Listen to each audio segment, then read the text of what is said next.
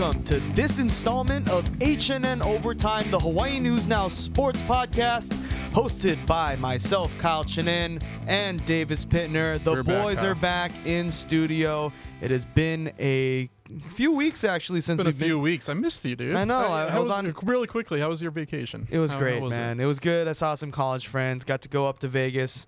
Obviously, you and I have history in Vegas through our work travels, but that was just for fun. I got to see my boys. It was super, super good. But what's more fun is we're back in studio, back in the HNN Overtime headquarters. That's right. And we got another very exciting, very unique episode for you folks out there in the digital world, listeners, watchers, whoever. Watching. Someone in the metaverse, you know? Yeah.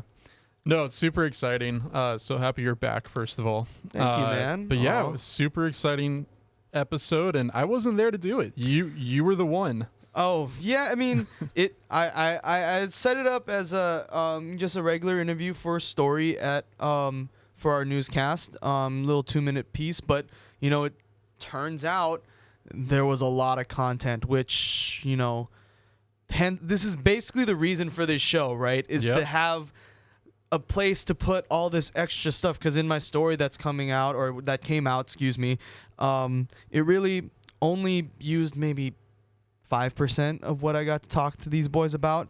But why hide it? We got to talk to former UH standouts Joe and Gage Worsley, as well as UCLA and Punahou standout Micah Ma'a. They're the hosts, the creators, the faces of this podcast out of system. So it's a little podcast crossover, HNNOT and OOS.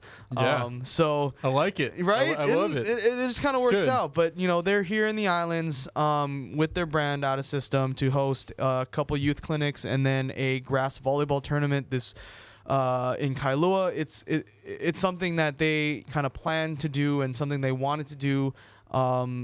Now that their company or their brand has kind of expanded. Yeah, and I was listening a little bit of your interview, and it was kind of just, it was interesting to listen to them about, they're just so humble. Like, yeah, I mean, they're just really humble guys. I mean, when you think about it right now, their current system, I interviewed the three boys, but they had 3 other guys with them that were behind the scenes, one of them being their social manager, their social media manager, and content people. So they've grown, and they only started in 2020. So over the last couple of years, they've just expanded, which was crazy to me. And when it boils down to it, they still feel like they're just a couple boys in their bathroom doing a podcast, right? So yeah, I was gonna ask about that.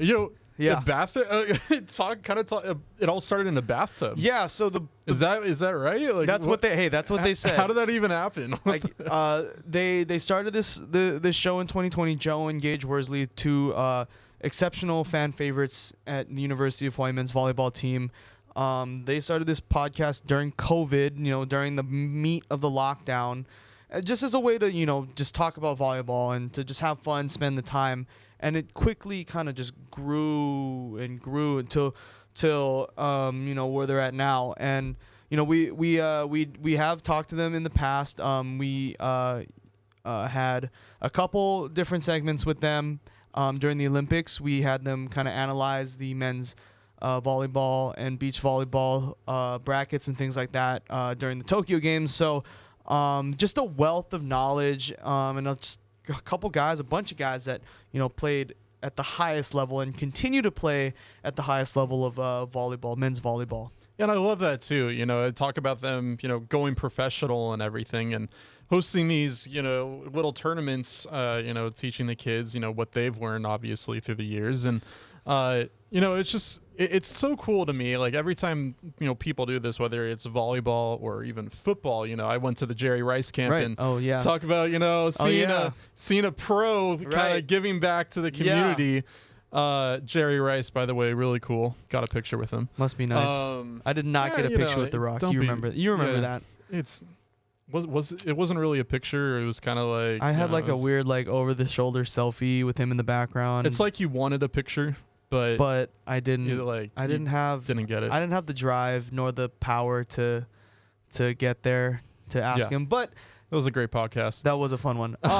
Anywho, but no, yeah, like they were telling me, you know, from their time from as a kid to where they're at professionally as far as volleyball goes, you know, they didn't have a lot of people like them that were personalities right out on social media, on TikTok, Instagram, YouTube, to give them access to volleyball, which is, you know, still a very niche sport. The professional leagues, like the high-level volleyball professional leagues for men, are all on overseas, right? All in Europe or things like that. So for them to be able to give these next generation of volleyball players this kind of access, this accessibility, it is really what they started out as their mission. You know, that was their plan, to be able to, you know, be a voice or be a you know, the face of this volleyball movement, to get more eyes on it, and just to, you know, for people to see that this is an exciting sport, and people,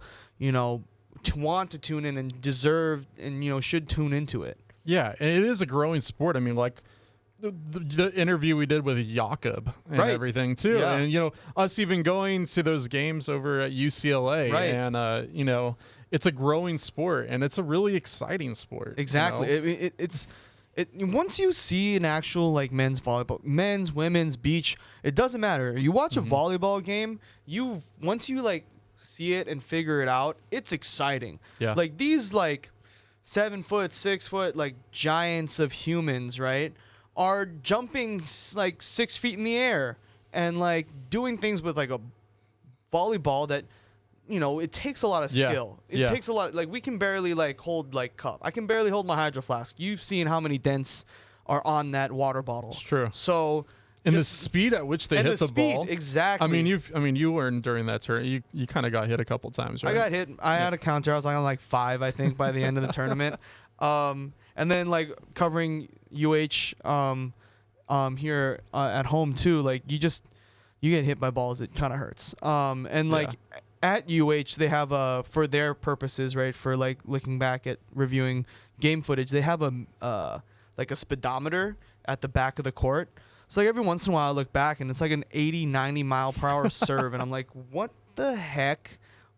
How is one human producing that much force to send that thing flying? So it's just like, it's crazy. But, you know, these boys have, you know, they started from humble beginnings, just on Zoom, basically just talking to people, and then putting like the raw clip on YouTube, to now they have a full, they vlog, they have more youth clinics. They've been doing clinics throughout the summer as a part of their OOS summer tour.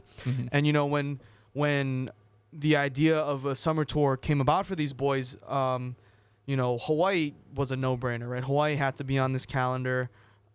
Just given the history with literally their connections to everything here. It's crazy. You have, you know, Joe Worsley. He's a All-American guy from UH. And then his younger brother Gage, he was part of the 2021, the COVID season, right? That national championship, the one before LA, it was in Columbus, Ohio. He was their starting libero. He was their stud, the personality, right? They're all personality. You watched some of that. They're all you know, very unique and very fun guys. And then, you know, Micah Ma'a, he's a Punahou guy. You know, he's from here. He's from the east side. And just, you know, we talk about what it meant to them to bring this here and to be able to share what they learn and to just kind of give back to a place that means so much to them. And, you know, I think don't want to keep talking. Let's just take it to the interview. Yeah, exactly. No, let's let them listen to it. Yeah.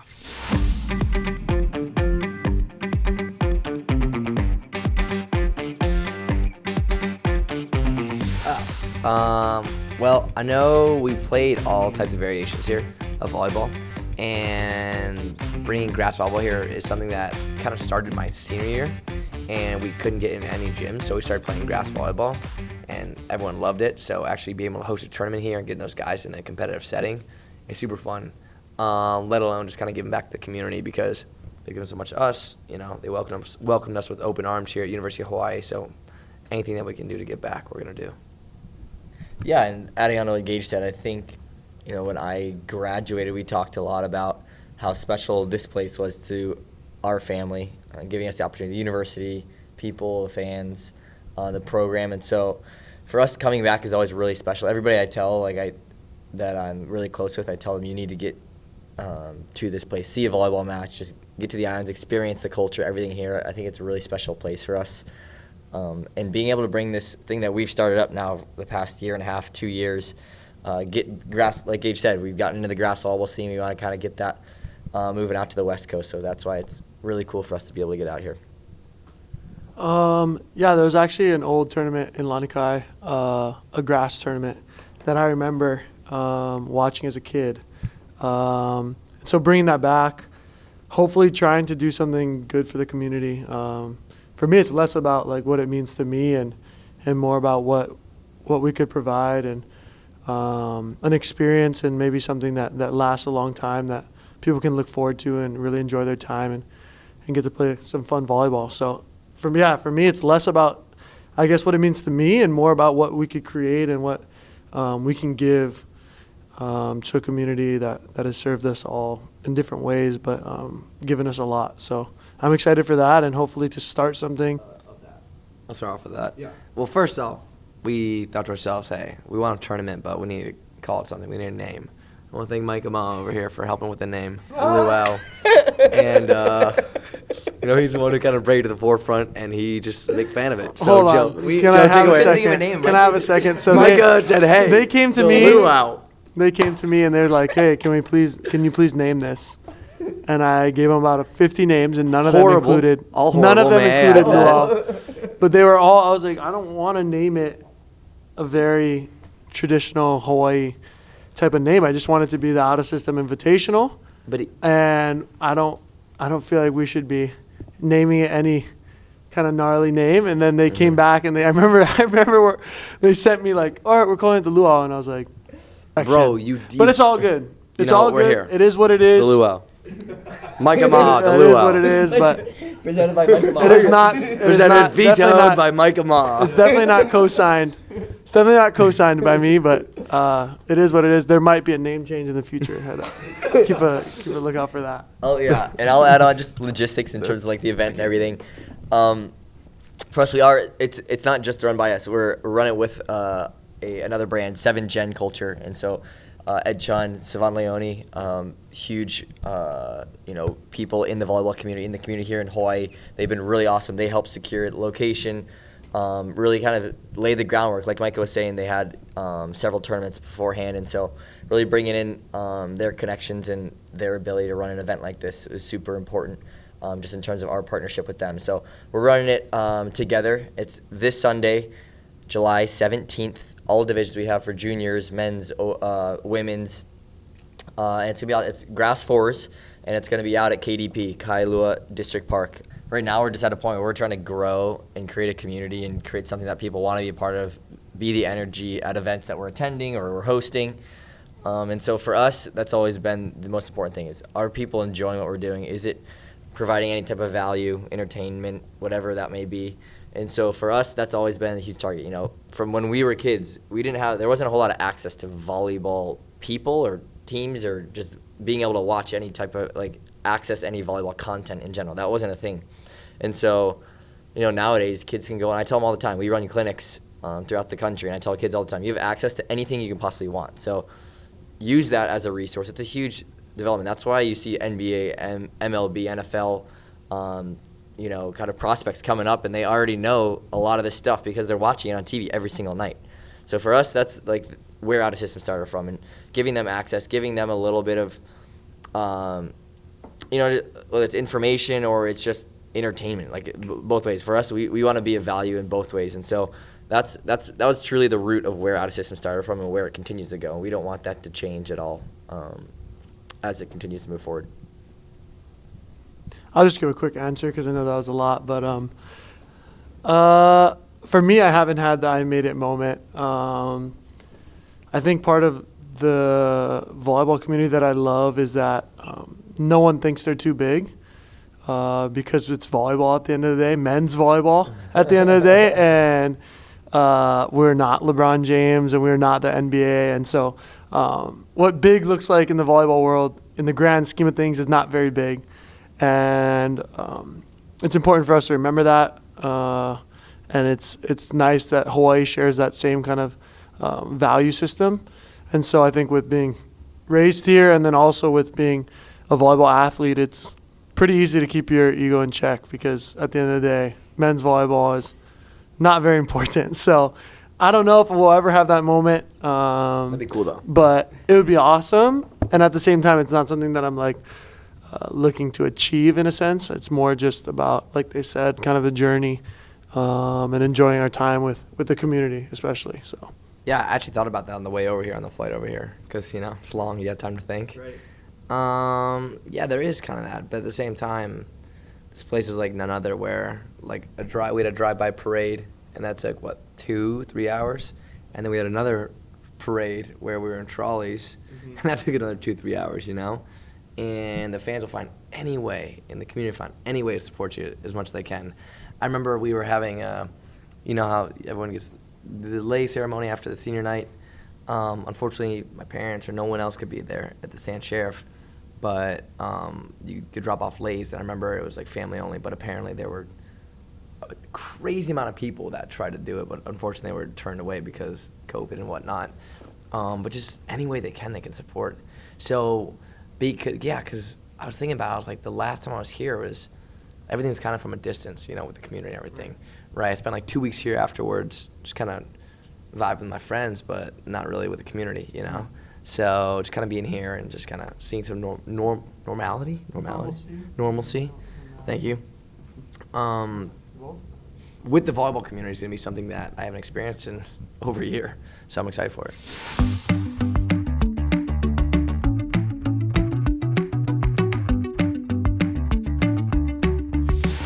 Love talking to those guys. It was so much fun, and yeah, I figured it out pretty quickly that I'm like, this is not just a regular news story. This needs to be here on our show, and I'm just so grateful for the stuff that they gave. And you did such a great job for that interview, and especially 40 minutes long. 40 minutes. Props to you, Kyle. That was awesome. I was able to keep a conversation with 3 guys for 40 minutes.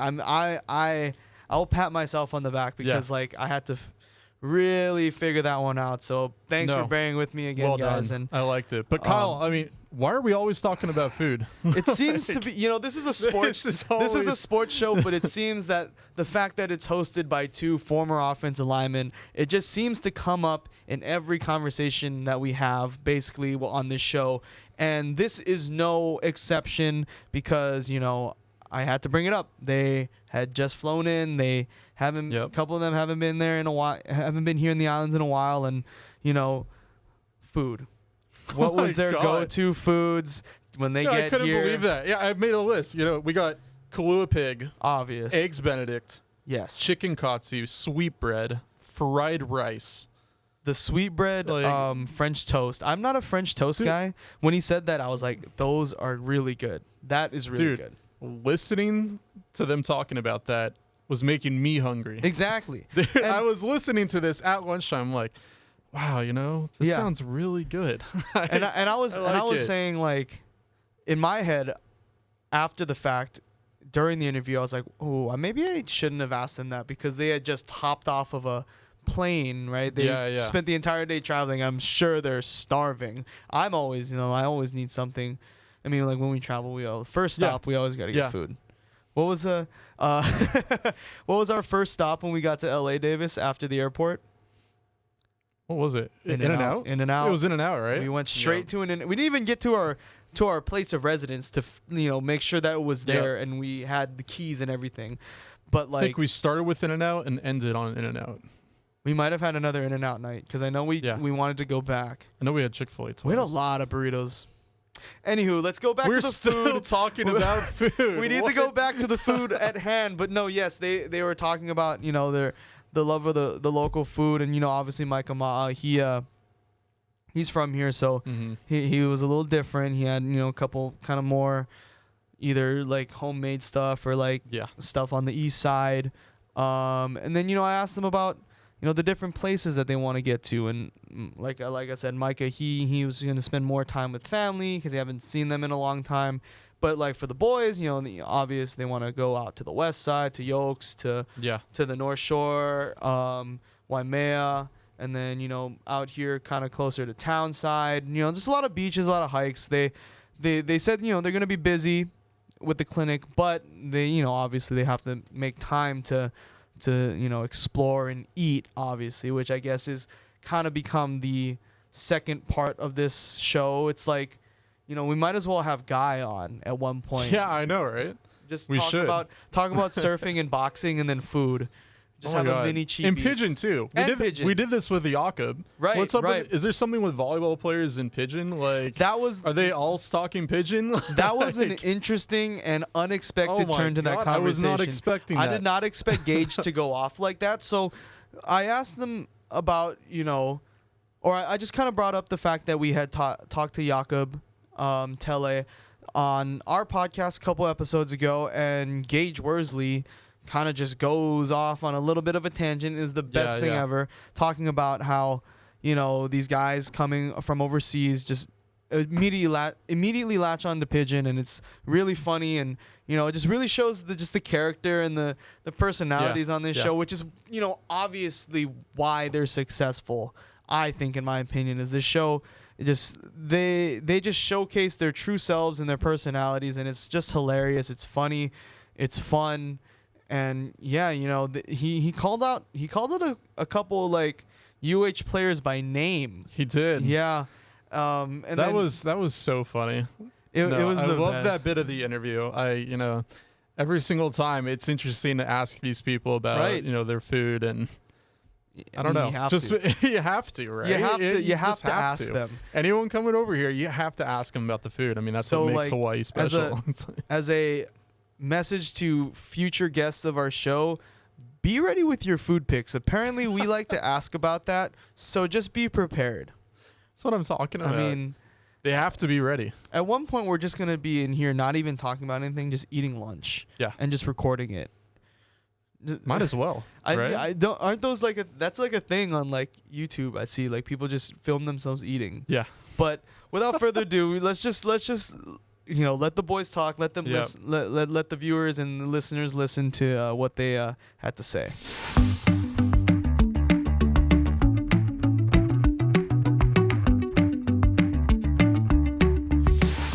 How much time we got? No. All right, I'll name. This is Gage has been talking about this the entire day. By the way, top 3? The entire flight he's been talking about. Should we go top 3? Top 3. Yeah. All right, Kahlua Pigs, Eggs Benedict. And then second, I don't know. It's like, I don't know. I feel like it's chicken gotcha. It's pretty obvious, but it's got to be that. I'll be more specific. I'm gonna have 2 shout-outs here. The sliders from Place to Eat, known by a different name by other people. And third was 1+1 orange chicken, $13. It's the heaviest thing you've ever faced in your life. Even I struggle with it, but I get it done. Joey? For me, I know our experience, we always talk about our experiences and Micah's experience are totally different in terms of like the food. Like we ate obviously a lot around campus. We spent a lot of time on the east side and stuff, but a lot of the places that we're familiar with are around campus. For me, it was always the breakfast foods that stand out the most to me. Sweetbread French toast for me is really hard to beat all the places. And so there's some really good spots for that that I would definitely hit up. There's huge fan of Side Street Inn, Uncle Bo's, Poo Poo's Uncle Bo's, Side Street Inn, the pork chops, the fried rice, all that stuff is freaking hungry. So, yeah, all that stuff. There's a lot of food. If I could sit here all day and go. Spam, Masubi's. Yeah, all that stuff would be on the list, but definitely the breakfast places are go-to. For me, it's on the east side in Punahou, Quinoa. It's a smaller Chinese restaurant that my family's gone to since I was a baby. My dad went to, and so that's my favorite restaurant in the world. I miss it all the time when I'm gone, so that's a spot. And it's a walking distance now from where we're staying, so I'll be there a lot. Zippy's, Rainbow Drive-In, you know. He's still trying to get him in. I'm glad you did touch on that asterisk on the championship. It was a bubble championship. It's just a little. Nah. I'm just kidding.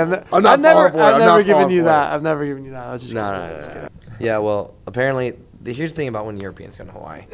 All of a sudden, they speak more pidgin than the local guys, or try to, I should say. Uh-huh. And it comes out in this weird dialect of European Hawaiian pidgin. They sound like I don't know. They sound like absurd idiots. Don't get me wrong. That's what they sound like. Don't get me wrong. Yeah. But they go and they don't stop, and everyone's just like look at them. But luckily they're smart enough to do it in the right areas where it's not. If they say it the wrong, well, most of the time they've done it in the smart areas. I will say something that stood out to me was when Philip Humler. Is that it? Yeah. Well, no. Something that I realized was that he was like, I learned English here. And so I never realized, like, you guys have spoke English your whole life. So when you come here, it's like, you already know how to speak. But for him, he learned how to speak English in this environment. Which is something that I didn't ever realize that Europeans dealt with coming here. And so obviously his English is going to reflect where he learned English at. So that was, he gets the nod from me for like, okay, I get it. You can try and pull some of that stuff a little bit more than the guys that are from New York or from somewhere that you had a chance to learn English, speak your own English. I will say. But Philip Humler, if you learned English here, and I've been in Europe, and so I also like have been the tourist before as well now, and I'm like, I'm trying my best. And if you want me to try and speak Polish, and I'm in Poland, like, and I learned Polish from you, like, it's gonna sound like the person I learned it from. So that's the one guy, and the one guy and the one people that I'm gonna give a nod to. All right. The thing about Philip also when he came here, I will give him that. Like he's out when he speaks more, I guess, pidgin. He's more fluid. Like when he first came here, he sounded like, "You don't play ball with me." Like he couldn't even like speak English. Like I have pork chop or something, like, you know what I'm saying? Like he barely spoke English. But then he's now a lot more smooth. His face is just like this all the time too. But now he's a lot more calm. Yeah, they're characters, man, to say the least. I think mine and Joe's will be different than Micah because local family and everything. Besides food. We were talking about playing baby court. We'll release that on YouTube, another baby court video. Shout out Fat Plug. And then definitely Mox, Sunrise Sesh. We're going to go to the Mokes for sure because we have all the people here that haven't been here. Some of our boys out here. Shout out to our boys. And just a place like that where go West Side for sure. I love the West Side.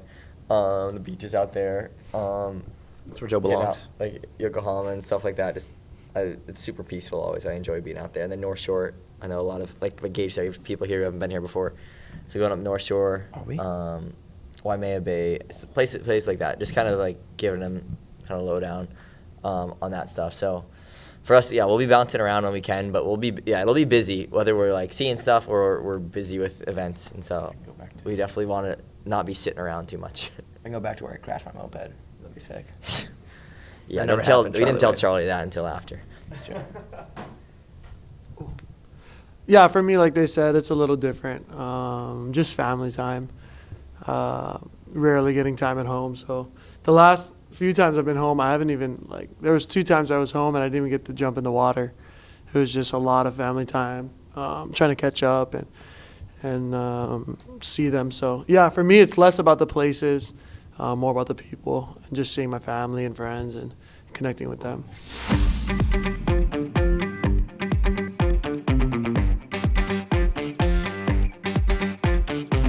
Thank you guys for listening. That was Out of System. What a great podcast episode, what a Kyle. Great bunch of guys. Group of guys. And not even the guy, the 3 guys that were talking, a lot of the guys that were sitting behind me, they were great too, super nice, and I appreciate them taking the time, coming straight off an airplane to come talk to me in studio. It was a great time, and it seemed like it. I wish them nothing but the best. Obviously, they're on the rise and they're only gonna keep getting bigger. It's been super cool. It seems super cool, and another great episode. And I also want to just give a shout out to you all the listeners and viewers of this podcast. Yes. This is something that Kyle and I are still growing, right. Still working on, grinding.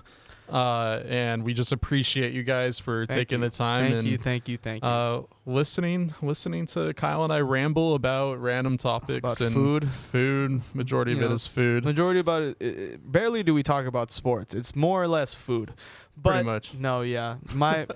I share the same sentiment as you, my friend. You guys have been amazing, and we were still pretty grassroots, I guess. We started this as just an idea. Just been working at it. Like The Rock says, it's about drive. It's about power, you know. So it's just, you know, I just want to say, yeah, it's been cool. That's right. Thank you so much for listening or watching this episode of HNN Overtime.